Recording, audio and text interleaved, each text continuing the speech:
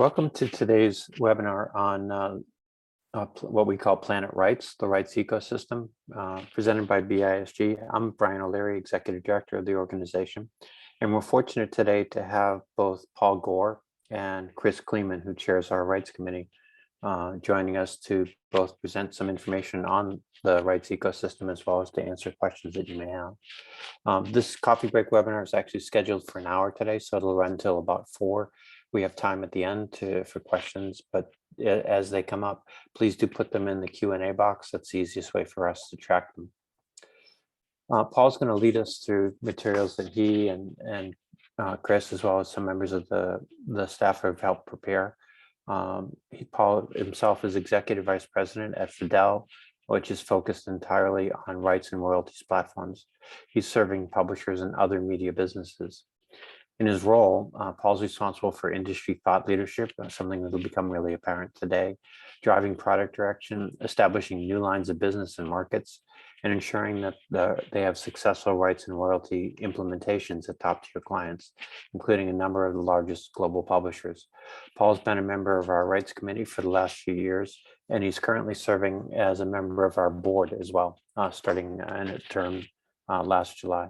Paul, welcome today. Thank you for all the work that you put into preparing this presentation, and I look very forward to hearing both your thoughts and the questions that come up. Great. Thank you, Brian. Thank you, Chris, for your help, and for the rest of the Rights Committee for all the work that everyone's been doing in order to help educate and inform the book industry about the importance of rights. So what I'm going to take us through today is a bit of a discussion about what we've called Planet Rights, or the rights ecosystem. We'll talk about some elements, including, what is a typical rights model for publishing? What are the types of rights transaction that take place? Different scenarios that are important where rights are sort of at the core of the publishing business that takes place. And then we'll talk a little bit about the sort of the future vision and the priorities for the BISG Rights Committee. So we'll start with a couple key takeaways from the previous 4 sessions that have been presented by various members of the Rights Committee in these coffee break webinar series. So in some of the previous sessions, in the first session we had, which was why I care about rights, where Richard, Pamela, and Chris presented, there were a number of key points that came out of this that really inform the imperative for this, which is we're not in the book business. We're, as a publisher, we're actually in the rights business, and licensing out can provide alternate routes into the market, and everything we do as publishers derives from rights. Rights are there from the inception, from the point of licensing the book to the initial publisher and forward. So it's really at the core of what we're doing. In the second session, Let's Make a Deal, presented by Claire Hodder, Claire got into some more of the mechanics about how do rights work, and some of the topics included the points that everything we do involves rights. Without rights, we have nothing to publish, and that anyone can acquire rights. Editors for foreign publishers, academics looking for course materials, journalists for serialization rights, software developers, film producers, etc. So in session 3, Tricia McCraney, talked about how do we talk about rights. So, one of the basic concepts here is using common terminology across publishing and across the different domains that interact with rights. The difference between rights in, when you acquire rights, for example, from an author, versus rights out, where you're licensing rights to perhaps in sub-rights. And the importance of having a strong rights vocabulary, that talks about the IP, exclusivities, restrictions, really was highlighted in that session. And then finally, at the most recent session, Aretha presented how do we manage rights, and some of the points made there included, that it's really wise to get a rights system in place, make it as data rich as possible, make sure you include details on submissions, rejections, and all the deals made, and use your data to improve decision makings, not only on acquisitions, but on targeting for licensing out. So there's a good, good sessions that have been in place. The recordings are out on the BISG website. I definitely encourage the group to review some of the materials that have been presented so far.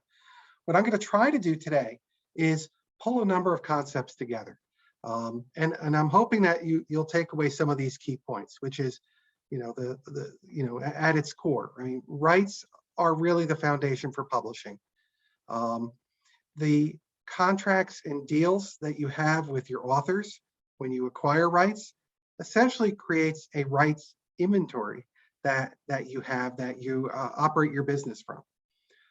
All the products you create are based on the rights you've acquired or created. And other content in your product must align to the same rights that you have acquired for the idea or work itself. Everything needs to be in alignment with that. Knowing your rights helps you know what can be licensed, built, and sold. And sub-rights or licensing sales is much more than found money. It's a true revenue stream that can be managed and maximized. And then finally, having a very good understanding and managing those rights make them a valuable asset, which contributes to a publisher's valuation ultimately. So we're going to get into some of the details on this, and we'll start a bit with the mechanics. So I'm going to take a couple slides and walk us through the two basic elements. We're going to talk about the rights model, what are rights, and then we're going to talk about transactions that you do with rights, and then we'll go through some scenarios from there. So essentially, at a high level, rights revolve around your intellectual property. Now, and there's a lot of definitions of what an IP is or what an intellectual property is, but at a high level, it's an idea. It's not a tangible thing. It's an idea that is rendered perhaps as a work or an article or a concept that's going to be developed. Those ideas have value when put together by experts or people who are extremely good at communicating those particular ideas. And the rights that we have around those ideas or the works or articles revolve around different aspects. So first, how can you use that?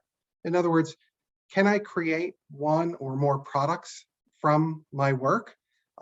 What types of products or formats can I create? So those are the type of questions that you ask. Now, there is another type of IP or another type of entity that you may have rights around, and that could be content or, as I read across, content or assets that are added to a particular product that you're creating.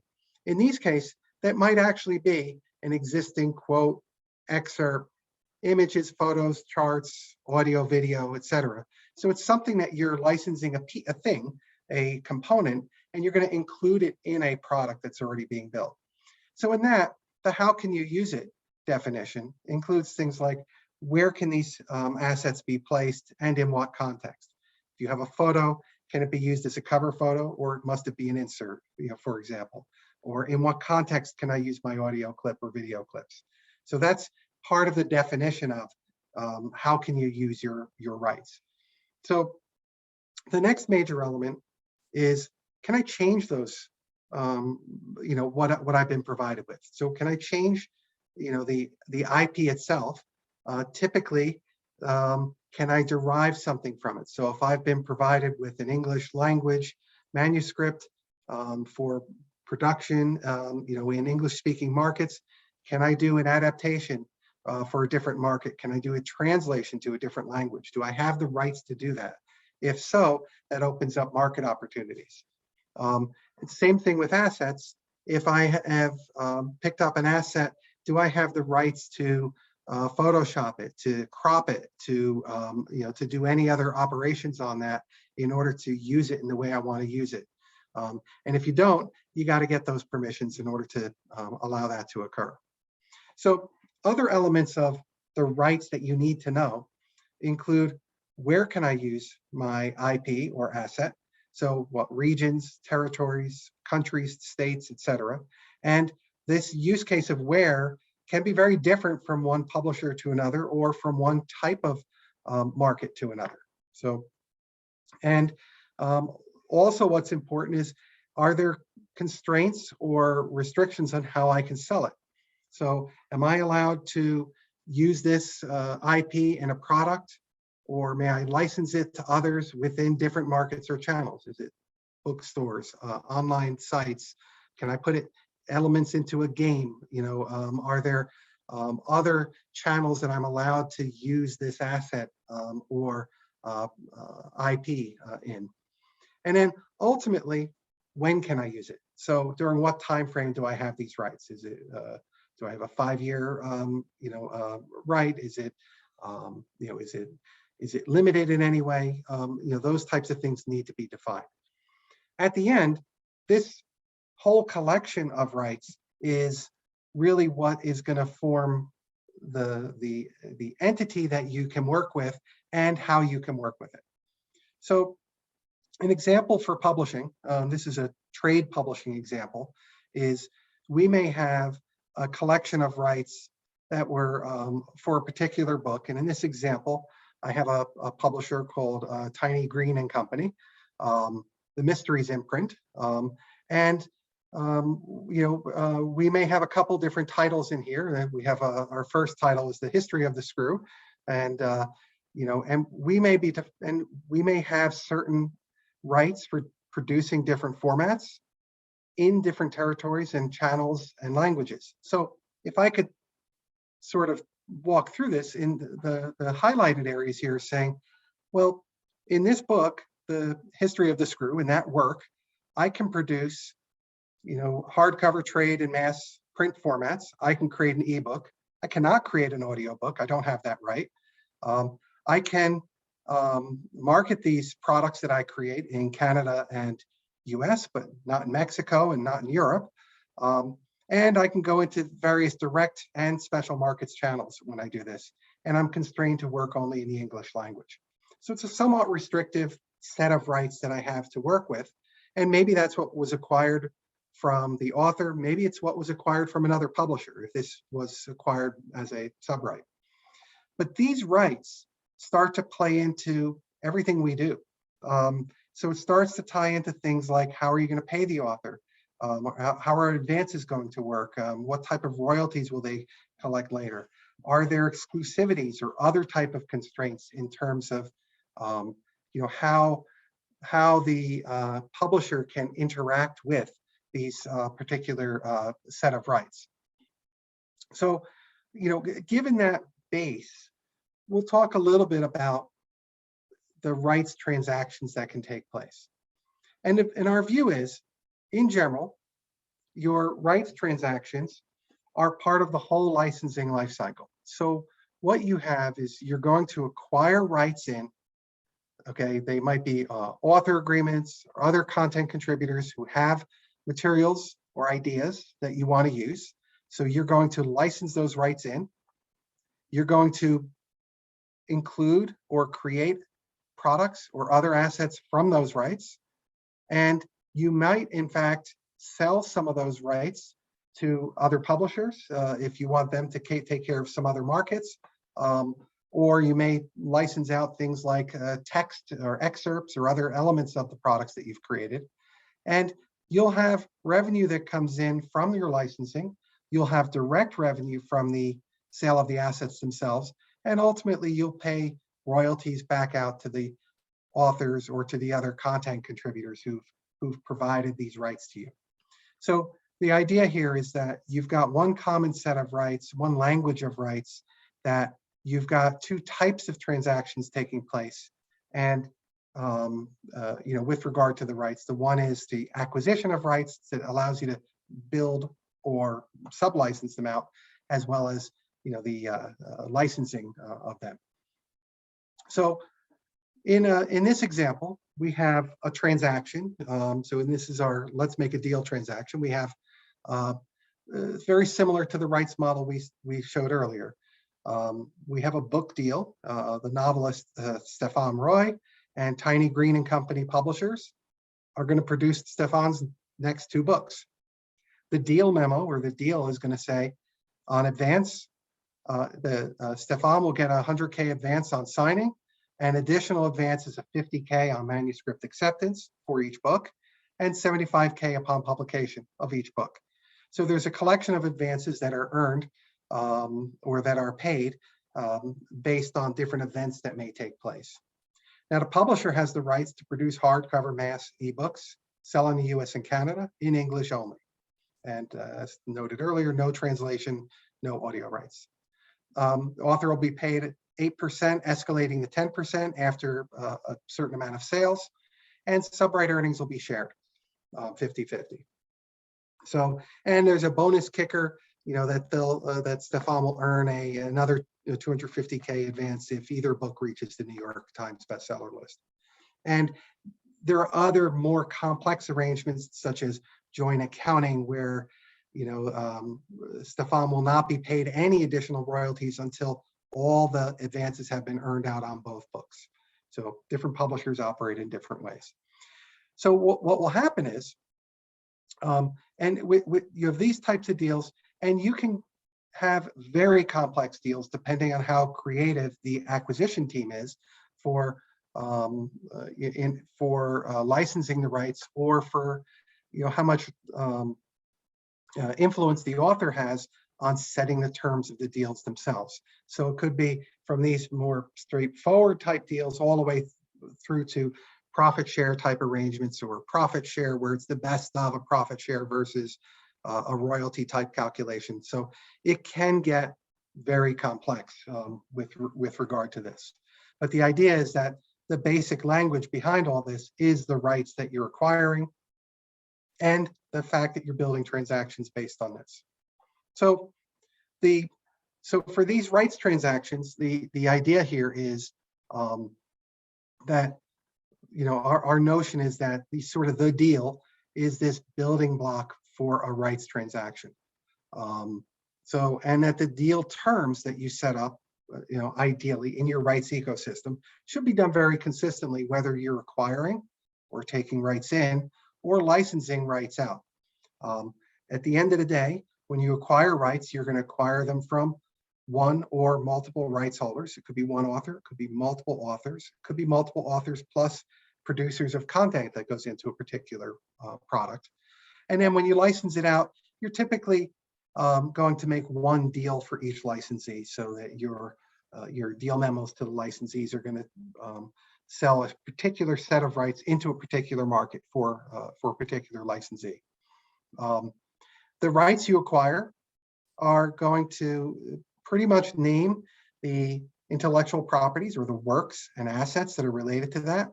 It'll name exactly what we talked about, the product types, formats, rights types, languages, channels, territories, and dates. That's your basic language of what it is that you're licensing. And you'll set deal terms, whether you're buying or selling rights, that will tie in things like your fixed fees, advances, other types of payment schedules, your royalty calculation rules that may have things like escalations, tiered rates, split rates, best of rates, etc. And there may be some other types of rules or terms that govern how advances are earned out, joint accounting, separate, etc. And there may be other special terms, exclusivities, other special types of rights that are either included or excluded from the deal. At the end of the day, though, once you've organized all this, hopefully in a system where it's done in a consistent way using a consistent language, you also have a contract, the actual contract itself, which reflects the same deal terms that we're talking about. And this all goes through a basic workflow. Whether you have a system or not, it typically goes through from request to drafting an agreement based on a deal memo. It gets approved, executed, and then eventually, if there's any changes over time, it may get amended, where it comes back into this cycle again until it gets executed. So the idea here is that you've got a set of deal terms that are reflected as a transaction that to acquire rights. It creates your ability to work on it, and you have contractual backup for this. So this is this core building block that we're talking about here for a rights transaction. And I have a couple examples, one for rights in and the other one for rights out. On the rights inside, when we're, for example, signing an author deal, and when you're managing how you pay for it or how you manage the financial aspects of this, essentially what this is showing is that, what is it that publishers must manage based on rights? It's not just on ISBNs or products, but what must be managed based on rights. So first, when the publisher finalizes the deal or when the author achieves milestones, there will be some sort of fees or advances that are paid out. Those are typically tied to the rights that are in scope for the manuscript or milestones or the deal itself. And then at some point, there'll be products created, or whether they're physical products or subscription, electronic type products. When we're told, or when we understand what sales took place, typically we then need to connect those sales or usage back to the deals and rights, calculate what the royalties are earned based on the deal terms that were originally signed, and then generate author statements, pay the royalties, and do all the necessary accounting in-house. So this is vastly oversimplified for royalty processing, but it's the basic flow. And at the core, at the center of it, is the fact that it's based on the rights that you've acquired. It's based on the rights that you're paying advances against, holding balances against, and paying royalties against over time. On the rights outside, the operation is a little bit in the reverse. So when you finalize a deal, you're finalizing a deal with a sub-rights, with a licensee who's going to be paying you on behalf of your author, of course, for the for the rights that you've licensed to them.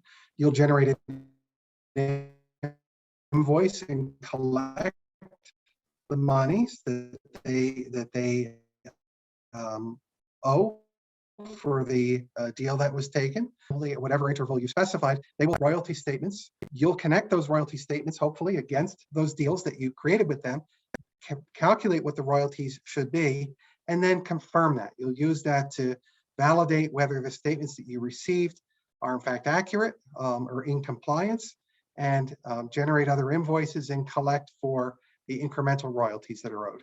And there is an accounting function that can occur at this point, as well as a dunning function in case you're not receiving the royalty statements from your licensee.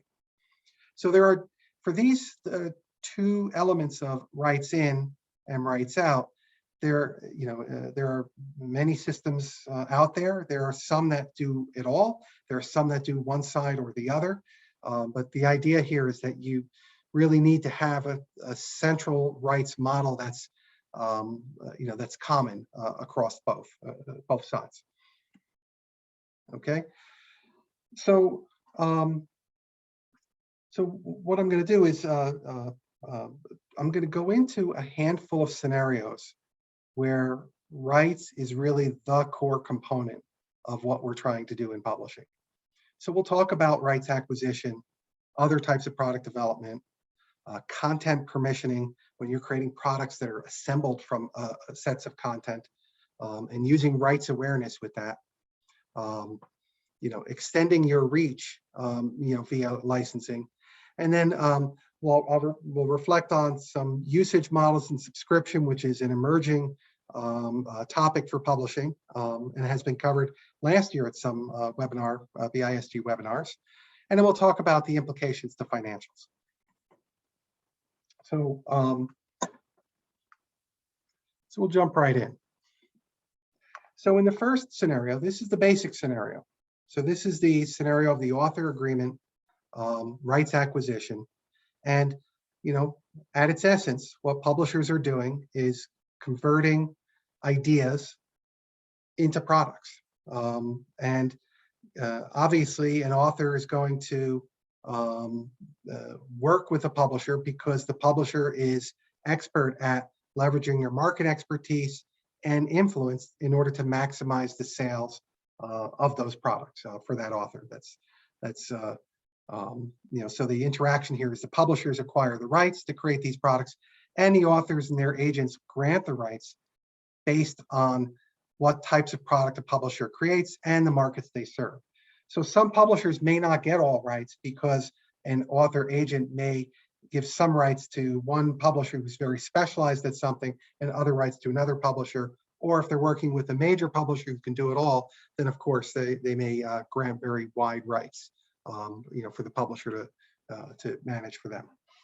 So, and any rights or compensation setups must be flexible to account for both the traditional models, of which I gave some examples, as well as emerging business models, including subscriptions and so on. So, these deals are evolving over time, and they're going to continue to evolve.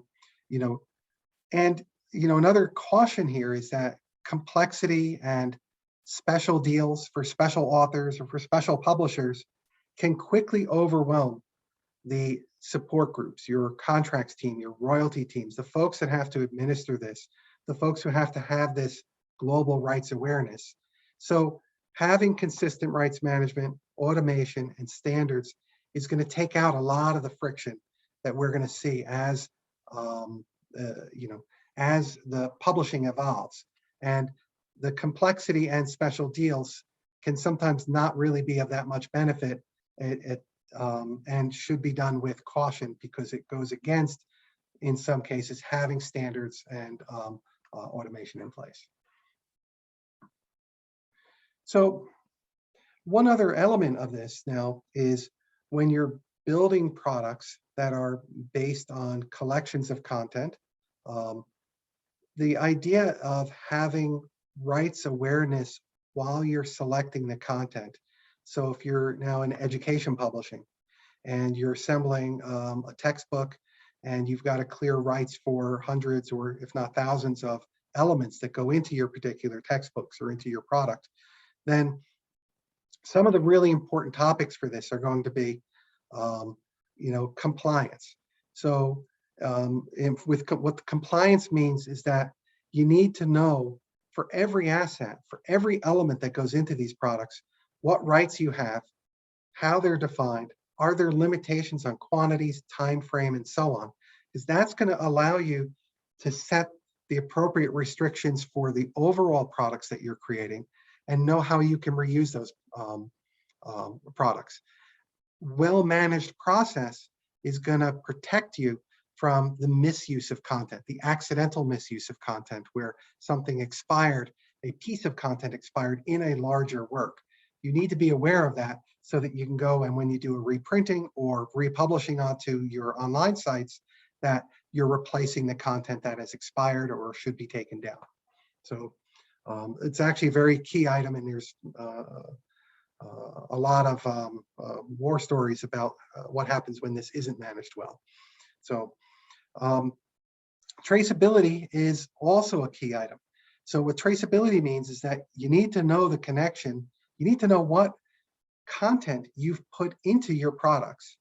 And by having this information, then, and knowing what rights you have for your content, you might make it easier to discover new content or to reuse content that you've already bought. So traceability becomes a key element for sort of efficiently building products, especially if you're a larger publisher using a variety of content and reusing content in different ways for different products. Speed to market is a key item. And the idea is that if you have your content rights enabled, then you can select your content much more quickly, knowing that it's going to be usable in the end product, as opposed to selecting your content, and then having a later process to go and clear it, which takes time and potentially slows the entree into the marketplace itself. This is a huge competitive advantage that was highlighted by some publishers in the BISG ROI documents.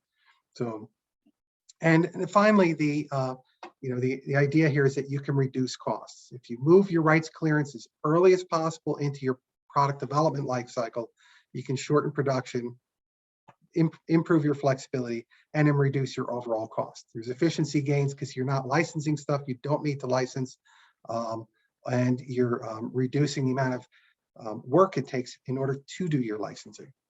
So there's some really interesting things when it gets to the content side that where rights can come into play in a very big way. So now for other types of product development, there's also a place where rights plays in. So it can actually be a key part of your ideation process.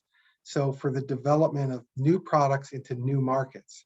So for example, if you have your sales or rights licensing folks taking input from your customers, your marketplace is saying, your book's great, but I'd like to develop this material, this hardware material, or this game, or this other type of content based on the product that's in your, the content that's in your book.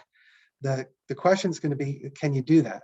Is it something that was anticipated in your original deal? Do you have access to that so you know how to put that into place?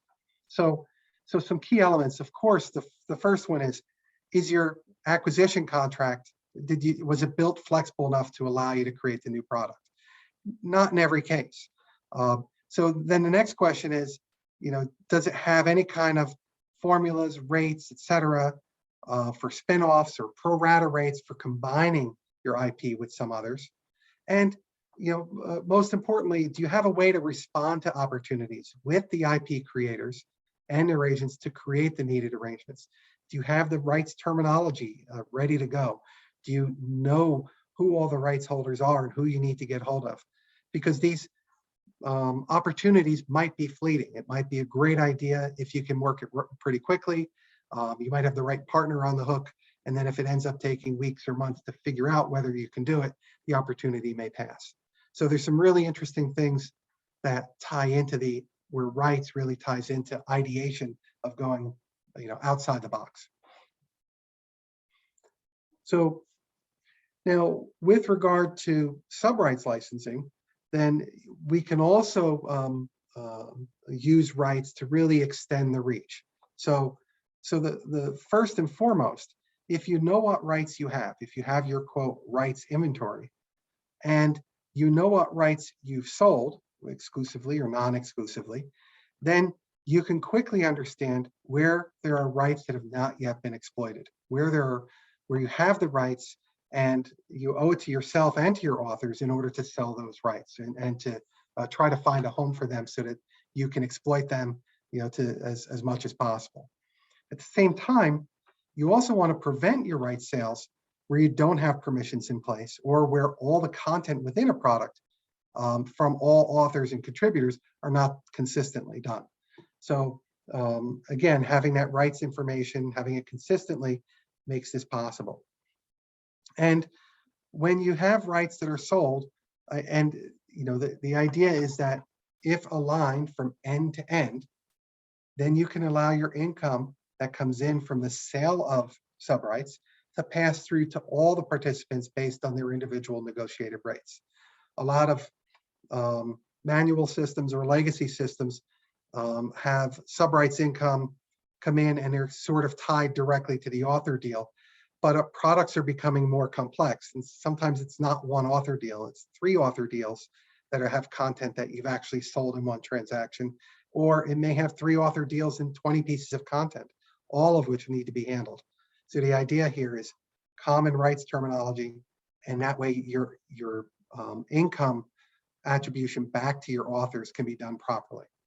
So now, again, having rights information also makes it possible to handle things like alerts or recoupment for deal violations. So if somebody sold into, if somebody you've licensed rights to sold it into an unapproved territory, even if your own organization did, or made incorrect calculations, having this inventory of rights makes it possible to figure that out pretty quickly and take the necessary corrective actions so that you don't have a lot of fees for deal violations as a result.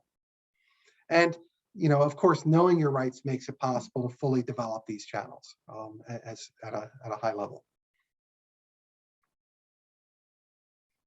So so another example, and this is something that was covered in a previous BISD presentation, is that there are some emerging models that are affecting just about every part of publishing now, which is usage models and subscription.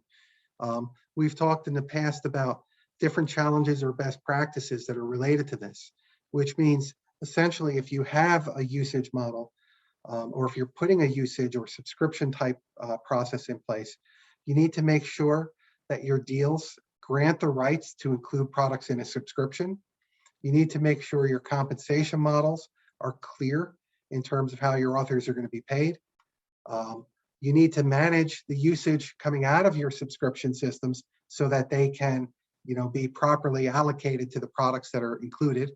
And then ultimately, you probably need to update your royalty statements so that when you're reporting back to the author, you can connect the subscription sales in a clear way back to the products that they provided that were included in that subscription. So it's a big challenge. There's a lot of publishers facing this right now. It's really as even some of the publishers evolved from seeing themselves as a publishing content-centric to more platform-centric view. And then finally, there's also the financial aspect of rights.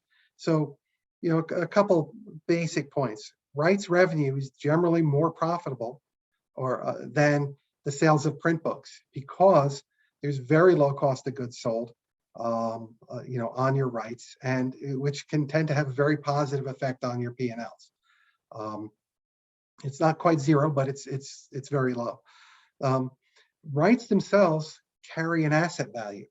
So as a publisher, if you know exactly what you hold in your IP portfolio, along with good records of historic and projected rights licensing, you can significantly increase your valuation as a publisher. So, for mergers and divestitures and for those types of transactions, having this information can be really critical.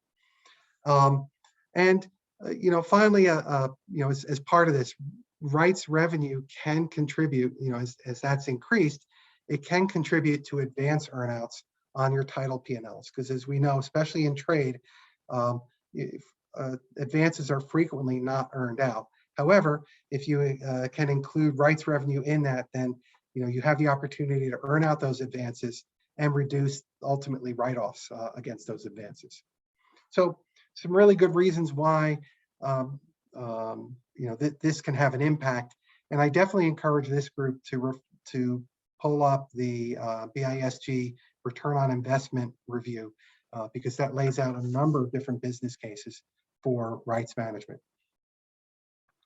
So my last slide here, and Chris is going to help with this, is to talk a little bit about the future vision for the BISG Rights Committee and what some of the focus areas are. And I'll start with the first point and then hand over to Chris. So one of the main points here is simplify. As having been in the business from a publisher side and from a vendor side, I could tell you that the terms for rights and royalties are frequently way more complex than are needed. That's the observation from having seen inside many different publishers. And you should, as a publisher, avoid having multiple systems, as that introduces even further levels of complexity and potential inconsistency. So the simplification is really a very fundamental concept for this. What do you need in order to really manage this? Chris, you good? Hi, yeah. Thank you, Paul. It's really great to see all this sort of coming together as a culmination of the education sessions we've been running. And you've teed it up really nicely for a sort of happy new year. Here are some plans from the BISG Rights Committee. This next one, the committee's worked on and off over many years to get to this clarity around rights communication and having metadata standards. And it's something we talk about quite a bit in the group meetings. And we're now organizing ourselves into some working groups to focus on this. And I think it's the kind of thing that people who work in rights know could be so valuable, saving us all time in terms of having to redefine for our customers or our internal colleagues again and again what we're talking about, and being able to take the friction out of deal making so that we're focusing on the things that are really important. Let's talk more about the books themselves and less about how we're going to organize the terms in our contract or what we're talking about when we're asking for certain kinds of compensation or publication details. A lot of you are doing this within your own organization, and we'd love to hear what you're working on and how you're doing it. Since there's so much commonality across the way we work, it's great if you want to bring your work to the Rights Committee and the Metadata Committee at BISG. You will find a lot of support and people who will help you not have to blaze the trail by yourself. There's work that's been done, and it can be, you can add your efforts to that work and really move the ball forward. The other thing that we're working on is standardizing royalty statements. And we're really starting with publisher to publisher. This is coming out of a lot of interest in simplifying the way we hear in publishing companies and in agencies, the translation rights agreements that we execute and the royalty statements that come back from those licensees, from certain kinds of new deals that we make with innovators in the field who may not have a lot of experience with the publishing requirements for royalty statements. Being able to have a standard set of data that needs to come in on a royalty statement is very useful. Again, this is all about going back to point number one, simplifying and standardizing things so that we are really moving through to the important parts of a deal, making it easier to get money in, et cetera, et cetera. And then, Paul's last point here, which is really exciting one. There's a lot going on in publishing, and rights in some ways is at the forefront of this. The world is changing. There's new business models. There's new ways of interacting. The more we can approach this new innovation with a base of standardization, the easier it's going to be, and the more fun we'll have figuring out what are those new products that can be created either within our own organizations or in terms of partnerships with others. And the ideas definitely in our committee meetings are constantly coming up and are pretty exciting. So I just want to exhort everyone to think about joining the Rights Committee. And you can be in touch with Brian at BISG and hear more about what's going on in the other committees as well. It's really interesting to be with colleagues who have the same interests as you. Often for those of us who aren't necessarily embedded in large rights organizations within our groups, it's really nice to have other rights people to talk to. And I know it's the same for my friends and colleagues who are on the other committees. So we look forward to seeing you. And I hope you have some questions. Yes. Great. Thank you. We do. I was just putting the email address that, for people to use in the chat. So we've got several questions and we'll probably have time for others if people want to throw them into the Q&A box. One that came up early on, Paul, and I think it's good for both you and Chris, is, you both work with a variety of different clients. So somebody's asking, how do you tackle the found money belief so that you can argue for investing in rights management and exploitation? Essentially, to make the argument, how do you make the argument that it's more than just found money? Yeah. First, I'm gonna definitely go back to the ROI study, because there were a number of publishers who actually did make that case and have real use cases of how they drove additional revenue by knowing how to go after their particular rights. But one way to take this on is to actually, if possible, to take a look at what rights you have versus what rights you have not yet exploited, because that really creates your hit list of where the opportunities are. And this is all so that's in terms of exploiting rights that you have not yet exploited. But the other part is the actual pursuit, once you have sold the rights, to maintain contact, to actually check up on what's being reported in, to make sure that things are in compliance, that you're not just taking the rights revenue that comes in and just booking it, right? Actually check it, make sure that they're selling the rights that they're supposed to check, because you've licensed that, you may have obligations to your authors to make sure that that's being done the right way. You have obligations to pay your authors as well as possible, and you have an obligation to the authors to try to get the most out of it, because that's in fact why they went with you as a publisher, is because they're expecting you to leverage this.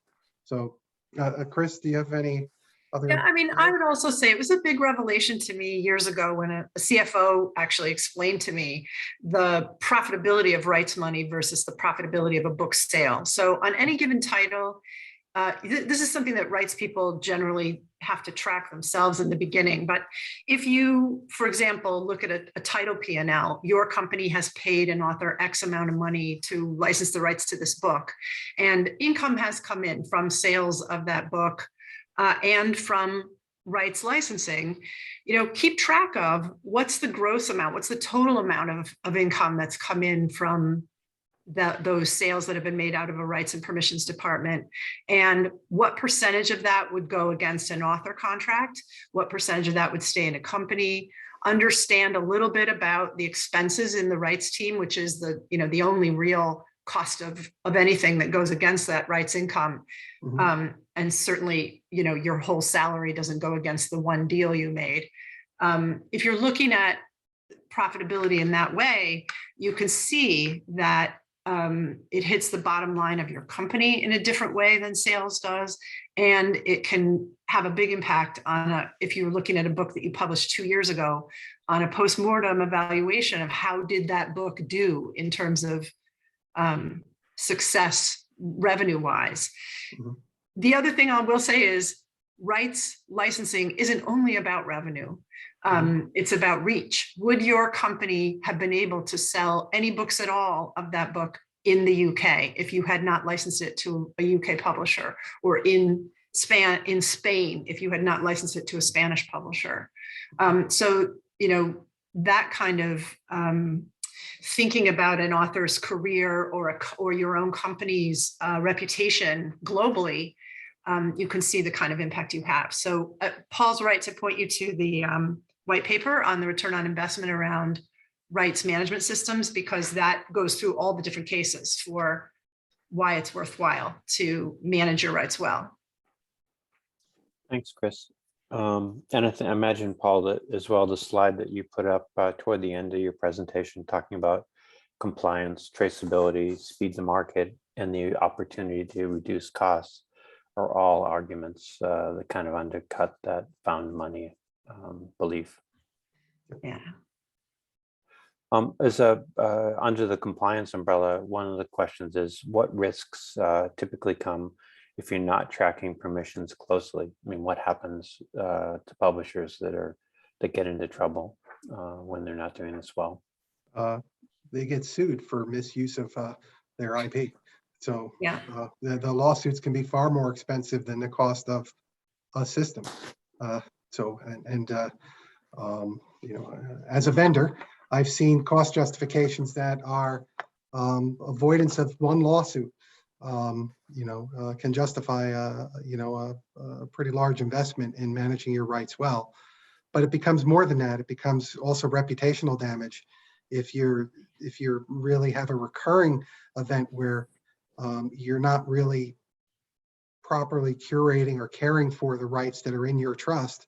Then it's going to make it harder for you to get the best deals possible from the authors who you need that trust from. Exactly. That's exactly it. Are there areas where, in your experience, that rights management typically breaks down? Is it understanding the deal? Is it tracking the sales and royalties that are due? Other common pain points that you typically start with to try and say, well, if we can get this in line, it's going to account for half or more of our problems? So again, as a vendor, as a solution vendor, one of the challenges that we see often is that sort of, I'll call it legacy processes or inconsistencies in how things are done can end up either creating a very high cost of managing this, a prohibitively high cost of managing it, to the point where it ends up not being fully managed or not managed properly because everyone's scrambling just to get the payouts done or to do the basic lifting that must be done, and not really creating information that can then be used for rights for other purposes. It's a frustration for me when I see this sort of complete separation of the rights versus the royalty accounting side. To me, it's all the same. And I think when a publisher looks at it as two different problems to solve, they're guaranteeing another order of magnitude of complexity because now they have to reconcile between that. And there's a lot of common processes between those areas. Yeah. I would say on the rights inside, people tend to say, oh, we've been in business so long, we have so many contracts, it'll be impossible to, gather up all that information. And there's no guarantee that it would have any, reward at the end of all of that work. And the point is, start now. Start with the contracts you sign in 2022, because before you know it, it'll be 2025 and you'll have 3 years worth of good data that you've been collecting. And that will matter and make a difference. Then think about going back to the titles that are still really producing. Now capture those. I mean, it really is a situation of, just begin by beginning. And then in a rights department, I think one of the things that tends to happen is we get very focused on frontlist and making deals and getting those contracts signed. And sometimes there's not as much focus on making sure payments are made, even in terms of advances, and particularly in terms of collecting revenues off of sales of that license edition. And the times that I've been able to devote time and a person even to going through old deals and collection and looking at collections, it's been definitely worth the time and energy. So I would say those two aspects are just begin by beginning and just take a look around at the deals you made in the past 2 years. Were you paid for everything? And if you weren't, write those polite letters. It's almost always an oversight, not any malicious doing, and it's worth reminding people. I think that we have in our committee been using the phrase duty of care, and I think it shows up in the charter now for the 2022, but just essentially that we have an obligation as the rights holders to make sure that the deals that we've made are properly managed. Exactly. Paul, toward the end of your presentation, you talked about future product development. And I'm just wondering, how good does a publisher, or for that matter, an agent, have to be at seeing around corners? I mean, how do you anticipate the thing that might happen as opposed to the things that somebody knocks on your door and says, I'd like to do this? Our world is evolving pretty quickly, and there's as many examples of where folks did not see around the corner as there are where they have. I think my basic point is be very organized about what rights you have and what rights you don't have, so that if you have not seen around the corner, I mean, obviously, if you've seen around the corner and you have rights that you can use, by all means, you use them.